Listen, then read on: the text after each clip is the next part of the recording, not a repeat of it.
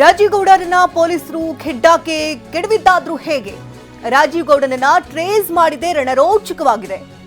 ಟಿವಿ9 ನಲ್ಲಿ ರಾಜೀವ್ ಬಂಧನದ exclusive inside ಮಾಹಿತಿ. ರಾಜೀವ್ ಗೌಡನನ್ನ ನಿನ್ನೆಯಷ್ಟೇ ಕೇರಳದ ಮಣಪುರದಲ್ಲಿ ಬಂಧಿಸಲಾಗಿತ್ತು. ಹಾಗಾದ್ರೆ ಆತನ ಜಾಡು ಹಿಡಿದಿದ್ದಾದ್ರೂ ಪೊಲೀಸರು ಹೇಗೆ ಎನ್ನುವಂತ ಎಕ್ಸ್ಕ್ಲೂಸಿವ್ ಇನ್ಸೈಡ್ ಮಾಹಿತಿ. ಮೈಕಲ್ ಜೋಸೆಫ್ ರೆಗೋ ಗುಟ್ಟು ರಟ್ಟಾಗಿದೆ, ರೋಚಕವಾಗಿದೆ. ಮೈಕಲ್ ಜೊತೆ ರಾಜೀವ್ ಇರುವಂತಹ ಮಾಹಿತಿಯನ್ನ ಖಾಕಿ ಪಡೆದುಕೊಳ್ಳುತ್ತೆ. ಮೈಕಲ್ ನಂಬರ್ಗಾಗಿ ಪೊಲೀಸರಿಂದ ನಿರಂತರವಾದಂತಹ ಹುಡುಕಾಟವನ್ನ ನಡೆಸಲಾಗುತ್ತೆ. ಫೋನ್ ಸಿಗದಿದ್ದಕ್ಕೆ ಮೈಕಲ್ ಹಿನ್ನೆಲೆಗೆ ಕೈ ಹಾಕ್ತಾರೆ ಖಾಕಿ. ಬಹಳ ವರ್ಷಗಳ ಹಿಂದೆ ಬೆಂಗಳೂರಿನಲ್ಲಿ ಮೈಕಲ್ ಮಗ ಸಾವನ್ನಪ್ಪಿರ್ತಾನೆ. ಚಿಕ್ಕಜಾಲ ಪೊಲೀಸ್ ಠಾಣೆಯಲ್ಲಿ ಈ ಘಟನೆಗೆ ಸಂಬಂಧಪಟ್ಟಂತೆ ಪ್ರಕರಣ ಕೂಡ ದಾಖಲಾಗಿರುತ್ತೆ. ಕೂಡಲೇ ಮೈಕಲ್ ಸಂಬಂಧಿಗೆ ಪೊಲೀಸರು ಕರೆ ಮಾಡ್ತಾರೆ. ತಾವು ಚಿಕ್ಕಜಾಲ ಪೊಲೀಸರು ಅಂತ ಸಂಬಂಧಿಕರಿಗೆ ಕರೆ ಮಾಡಿ ಮೈಕಲ್ ಮಗನ ಸಾವಿನ ವಿಚಾರವಾಗಿ ಮಾತನಾಡಬೇಕು ಅಂತ ಪೊಲೀಸರು ಕರೆಯನ್ನು ಮಾಡ್ತಾರೆ. ನಂತರ ಮೈಕಲ್ ಜೋಸೆಫ್ ರೆಗೋ ನಂಬರ್ ಅನ್ನ ಪಡ್ಕೊಳ್ತಾರೆ ಪೊಲೀಸರು. ಆ ನಂಬರ್ ಅನ್ನ ಟ್ರೇಸ್ ಮಾಡಿ ಇದೀಗ ಕೇರಳದಲ್ಲಿ ಕಾರ್ಯಾಚರಣೆಯನ್ನು ನಡೆಸಿ ಇಬ್ಬರನ್ನ ಖೆಡ್ಡಾಕ್ಕೆ ಕೆಡವಲಾಗಿದೆ. ಮೈಕಲ್ ಹಾಗೂ ಆತನ ಜೊತೆಗಿದ್ದಂತ ರಾಜೀವ್ ಗೌಡನನ್ನ ಕೂಡ ಬಂಧನಕ್ಕೆ ಒಳಪಡಿಸಿದ್ದಾರೆ. 13 ದಿನಗಳ ನಂತರ ರಾಜೀವ್ ಗೌಡ ಈಗ ಪೊಲೀಸರ ಬಲೆಗೆ ಬಿದ್ದಿದ್ದಾನೆ. ಇನ್ನು ನಂಬರ್ ಟ್ರೇಸ್ ಮಾಡಿದ್ದು ಕೂಡ ರಣರೋಚಕವಾಗಿತ್ತು. ಮೈಕಲ್ ಮಗ ಸಾವನ್ನಪ್ಪಿರ್ತಾನೆ ಹಲವು ವರ್ಷಗಳ ಹಿಂದೆ. ಆ ಕೇಸ್ ಜಾಡನ್ನ ಹಿಡಿದಂತಹ ಪೊಲೀಸರು ಸಂಬಂಧಿಕರಿಗೆ ಕರೆ ಮಾಡಿ ಮೈಕಲ್ ನಂಬರ್ ಪಡೆದುಕೊಳ್ಳುವಂತೆ ಮಾಹಿತಿನ ಪಡ್ಕೊಳ್ತಾರೆ. ನಂತರ ಮೈಕಲ್ ನಂಬರ್ ಅನ್ನ ಪಡ್ಕೊಂಡು ಟ್ರೇಸ್ ಮಾಡಿ ರಾಜೀವ್ ಗೌಡರನ್ನ ಖೆಡ್ಡಾಕ್ಕೆ ಕೆಡವಿದ್ದಾರೆ. ಕೇರಳದ ಮಣಪುರಂನಲ್ಲಿ ನಿನ್ನೆಯಷ್ಟೇ 3 ರಾಜ್ಯಗಳಿಂದ ಪೊಲೀಸರು ಕಾರ್ಯಾಚರಣೆ ನಡೆಸಿ ರಾಜೀವ್ ಗೌಡನನ್ನ ಖೆಡ್ಡಾಕ್ಕೆ ಕೆಡವಲಾಗಿದೆ. ಈಗ ಆರೋಗ್ಯ ತಪಾಸಣೆ ಕೂಡ ಆಗಿದೆ. ಇನ್ನು ಕೆಲವೇ ಕ್ಷಣಗಳಲ್ಲಿ ಪೊಲೀಸ್ ಜಡ್ಜ್ ಮುಂದೆ ಕೂಡ ಹಾಜರುಪಡಿಸ್ತಾರೆ. ಈ ಪುಂಡ ರಾಜೀವ್ ಗೌಡನನ್ನ ಖೆಡ್ಡಾಕ್ಕೆ ಕೆಡವೋದಕ್ಕೆ 13 ದಿನಗಳ ಕಾಲ ಬೇಕಾಯ್ತು ನೋಡಿ. ರಾಜೀವ್ ಗೌಡನನ್ನ ಟ್ರೇಸ್ ಮಾಡೋದಕ್ಕೆ ಯಾಕಂದ್ರೆ ಯಾವ ಮಾಹಿತಿಗಳು ಕೂಡ ಸಿಗ್ತಾ ಇರಲಿಲ್ಲ. ಒಂದು ಕಡೆ ಕಾರ್ ಬೇರೆ ಕಡೆ ನಿಲ್ಲಿಸಿ ಅಲ್ಲಿಂದ ಟ್ರೈನಲ್ಲಿ ಹೋಗಿದ್ದಾನೆ ಅಂತ ಬಿಂಬಿಸ್ತಾನೆ. ಆದರೆ ಆ ಟ್ರೈನಲ್ಲಿ ಆತ ಹೋಗಿರೋದಿಲ್ಲ. ನಂತರ ಎಲ್ಲಿದ್ದಾನೆ ಏನು ಯಾವ ಫೋನ್ ನಂಬರ್ ಕೂಡ ಇರೋದಿಲ್ಲ. ಟ್ರೇಸ್ ಕೂಡ ಮಾಡೋಕ್ಕಾಗದೆ ಪೊಲೀಸರು ಸಾಕಷ್ಟು ಹರಸಾಹಸವನ್ನೇ ಪಟ್ಟಿರ್ತಾರೆ ಪ್ರಕರಣದಲ್ಲಿ. ಇದೀಗ 13 ದಿನಗಳ ನಂತರ ಕೇರಳದ ಮಣಪುರಂನಲ್ಲಿ ನಿನ್ನೆಯಷ್ಟೇ ಪೊಲೀಸರು ಆತನನ್ನ ಬಂಧನಕ್ಕೆ ಒಳಪಡಿಸಿದ್ದಾರೆ.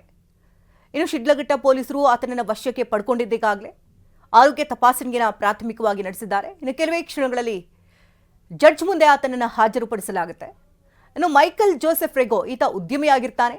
ರಾಜೀವ್ ಗೌಡನಿಗೆ ಅತ್ಯಾಪ್ತನಾಗಿರುವಂತಹ ಮೈಕಲ್ ಅನ್ನು ಕೂಡ ಈಗ ವಶಕ್ಕೆ ಪಡ್ಕೊಂಡಿದ್ದಾರೆ. ಆತನಿಗೆ ರಕ್ಷಣೆ ಕೊಟ್ಟಂತಹ ಬೆನ್ನಲ್ಲೇ ಈ ಮೈಕಲ್ ಹಿನ್ನೆಲೆಯನ್ನು ಕೂಡ ಕೆದಕ್ತಾ ಹೋಗ್ತಾರೆ ಪೊಲೀಸರು. ಆತನ ಮೂಲಕವಾಗಿಯೇ ರಾಜೀವ್ ಗೌಡನನ್ನ ಬಂಧನಕ್ಕೆ ಒಳಪಡಿಸಲಾಗಿದೆ. ಉದ್ಯಮಿ ಮೈಕಲ್ ನಂಬರ್ ಕೂಡ ಇರೋದಿಲ್ಲ. ಪ್ರಾಥಮಿಕವಾಗಿ ಆತನ ನಂಬರ್ ಹುಡುಕೋದೇ ಹರಸಾಹಸವಾಗಿರುತ್ತೆ.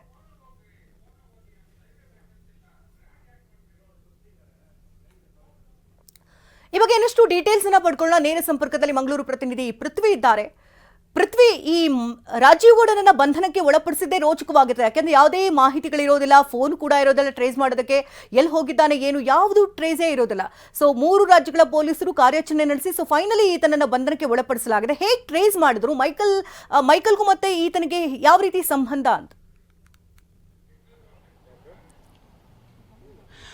ಇಲ್ಲಿ ಪ್ರಮುಖವಾಗಿ ಏನು ರಾಜೀವ್ ಗೌಡ ಈ ರಾಜೀವ್ ಗೌಡ ಇಲ್ಲಿ ಬೆಂಗಳೂರಿನಲ್ಲಿ ಕೆಲವೊಂದು ಉದ್ಯಮ ಇರುವಂಥದ್ದು. ಅಂದರೆ ಮೈಕಲ್ಗೆ ಇರುವಂತಹ ಉದ್ಯಮದ ಜೊತೆ ಕೆಲವೊಂದು ನಂಟು ಇರುತ್ತೆ. ಮತ್ತು ಕೆಲವೊಬ್ಬರು ಇವರು ಯಾರು ಆ ಉದ್ಯಮಿಗಳು ಈತನಿಗೆ ಬೆಂಗಳೂರಿನಲ್ಲಿ ಪರಿಚಯ ಇರ್ತಾರೆ. ಅವ್ರ ಮೂಲಕ ರಾಜೀವ್ ಗೌಡ ಈತನಿಗೆ ಪರಿಚಯ ಆಗಿರುತ್ತಾರೆ. ಸೊ ಸದ್ಯಕ್ಕೆ ಮೈಕಲ್ ಇಲ್ಲಿಗೆ ಆಹ್ವಾನ ನೀಡುವಂಥದ್ದು. ಅಂದರೆ ಇಂಥ ಪ್ರಕರಣ ಆದಂಥ ಸಂದರ್ಭದಲ್ಲಿ ಮೈಕಲನ್ನು ಸಂಪರ್ಕ ಮಾಡ್ತಾರೆ. ಮೈಕಲನ್ನು ಸಂಪರ್ಕ ಮಾಡಿದಂಥ ಸಂದರ್ಭದಲ್ಲಿ ಮೈಕಲ್ದು ಇಲ್ಲೊಂದು ಫಾರ್ಮ್ ಹೌಸ್ ಇರುತ್ತೆ. ಸೊ ಇಲ್ಲಿ ಆತನ ರಾಜೀವ್ ಗೌಡನ ಕರೆಸ್ಕೊಂಡು ಇರಿಸಿರ್ತಾನೆ. ಸೊ 2-3 ದಿನಗಳ ಕಾಲ ಇಲ್ಲಿ ಇದ್ದ ಬಳಿಕ ಇಲ್ಲಿಂದ ಅವರು ಎಸ್ಕೇಪ್ ಆಗ್ತಾರೆ. ಅಂದರೆ ಯಾವಾಗ ಚಿಕ್ಕಬಳ್ಳಾಪುರ ಪೊಲೀಸರು ಇಲ್ಲಿ ಇರುವಂಥದ್ದು ಚಿಕ್ಕಬಳ್ಳಾಪುರ ಪೊಲೀಸರಿಗೆ ಗೊತ್ತಾಗುತ್ತೆ, ಆಗ ಇವರು ಎಸ್ಕೇಪ್ ಆಗ್ತಾರೆ. ಪೊಲೀಸರಿಗೆ ಇಲ್ಲಿ ವಿಚಾರ ಏನಂತ ಹೇಳಿದರೆ ಈ ಒಂದು ಮೈಕಲ್ನ ಫೋನ್ ನಂಬರ್ ಇರೋದಿಲ್ಲ. ಈಗಾಗಲೇ ರಾಜೀವ್ ಗೌಡ ಫೋನ್ ಯೂಸ್ ಮಾಡ್ತಾ ಇರೋದಿಲ್ಲ. ಮೈಕಲ್ನ ಫೋನ್ ನಂಬರ್ ಇರೋದಿಲ್ಲ. ಸೊ ಈಗ ಮೈಕಲ್ನ ಫೋನ್ ನಂಬರ್ ಬೇಕಿರುತ್ತೆ. ಅದಕ್ಕೋಸ್ಕರ ಮೈಕಲ್ ಹಿಸ್ಟ್ರಿಯನ್ನು ಕೆದಕ್ತಾ ಹೋಗ್ತಾರೆ. ಮೈಕಲ್ ಹಿಸ್ಟ್ರಿಯನ್ನು ಕೆದಕುವಂಥ ಸಂದರ್ಭದಲ್ಲಿ 2018ರಲ್ಲಿ ಮೈಕಲ್ ಮಗ ಅಮೆರಿಕದಿಂದ ಬೆಂಗಳೂರು ಏರ್ಪೋರ್ಟ್ಗೆ ಬರ್ತಾ ಇರುವಂಥ ಸಂದರ್ಭದಲ್ಲಿ ಏರ್ಪೋರ್ಟ್ಗೆ ಬಂದಿರ್ತಾನೆ. ಅದಾದ ಬಳಿಕ ಚಿಕ್ಕಜಾಲ ಪೊಲೀಸ್ ಠಾಣಾ ಲಿಮಿಟ್ಸ್ನಲ್ಲಿ ಆತ ಆತ್ಮಹತ್ಯೆಯನ್ನು ಮಾಡ್ಕೊಂಡಿರ್ತಾನೆ. ಸೊ ಅದು ಅಲ್ಲಿ ಚಿಕ್ಕಜಾಲ ಪೊಲೀಸ್ ಠಾಣೆಯಲ್ಲಿ ಕಂಪ್ಲೇಂಟ್ ಲಾಡ್ಜ್ ಆಗಿರುತ್ತೆ. ಆ ಒಂದು 8 ವರ್ಷದ ಹಳೆಯ ಪ್ರಕರಣವನ್ನು ಇಟ್ಕೊಂಡು ಆ ಬಗ್ಗೆ ಕೆಲವೊಂದು ಮಾಹಿತಿ ಬೇಕು ಅಂತ ಹೇಳಿ ಈ ಏನು ಮೈಕಲ್ ಇದ್ದಾರೆ, ಮೈಕಲ್ನ ಸೋದರ ಸಂಬಂಧಿಯವರು ಮಂಗಳೂರಿನಲ್ಲಿ ಒಂದು ಪಬ್ ಓನರ್ ಆಗಿರ್ತಾರೆ. ಸೊ ಪಬ್ಬನ್ನು ನಡೆಸ್ತಾ ಇರ್ತಾರೆ. ಅವರಿಗೆ ಕರೆ ಮಾಡಿದಂಥ ಸಂದರ್ಭದಲ್ಲಿ ಅವರು ಅಂದರೆ ಏನು ಮೈಕಲ್ ಮಗ 8 ವರ್ಷದ ಹಿಂದೆ ಆತ್ಮಹತ್ಯೆ ಮಾಡ್ಕೊಂಡಿದ್ದಾರಲ್ಲ, ಆ ಒಂದು ಪ್ರಕರಣಕ್ಕೆ ಸಂಬಂಧಪಟ್ಟಂತೆ ಮೈಕಲ್ ಅವ್ರ ಜೊತೆ ಮಾತಾಡಬೇಕು. ಸೊ ಅವರ ಫೋನ್ ನಂಬರ್ ಏನು ಸಿಗ್ತಾ ಇಲ್ಲ ಅಂತ ಹೇಳಿ ಅವರ ಕೇಳ್ತಾರೆ. ಸೊ ಆ ಒಂದು ಮೈಕಲ್ ಅವರ ಸೋದರ ಸಂಬಂಧಿ ಮೈಕಲ್ ಅವರ ಫೋನ್ ನಂಬರ್ ಕೊಡ್ತಾರೆ. ಆ ಒಂದು ಫೋನ್ ನಂಬರ್ ಎಲ್ಲಿದೆ ಅಂತ ಟ್ರೇಸ್ ಮಾಡ್ತಾ ಹೋದಂಥ ಪೊಲೀಸರಿಗೆ ಕೇರಳದಲ್ಲಿ ಸಿಕ್ಕಿರುವಂಥದ್ದು. ಅಂದರೆ ಪ್ರಮುಖವಾಗಿ 8 ವರ್ಷದ ಹಿಂದಿನ ಕೇಸ್, ಅಂದರೆ ಮೈಕಲ್ ಮಗ ಆತ್ಮಹತ್ಯೆ ಮಾಡ್ಕೊಂಡಿದ್ದಂತಹ ಕೇಸ್ಗೆ ಸಂಬಂಧಪಟ್ಟಂತೆ ಆ ರೀತಿ ಚಿಕ್ಕಜಾಲ ಪೊಲೀಸರು ನಾವು ಅಂತ ಹೇಳಿ ಪೊಲೀಸರು ಒಂದು ಹೈ ಡ್ರಾಮಾವನ್ನು ಮಾಡಿ ಇವರಿಗೆ ಕೆಡ್ಡವನ್ನು ತೋಡುವಂಥದ್ದು. ಧನ್ಯವಾದ ಪೃಥ್ವಿ, ತಮ್ಮ ಲೈವ್ ಅಪ್ಡೇಟ್ಸ್ಗಾಗಿ.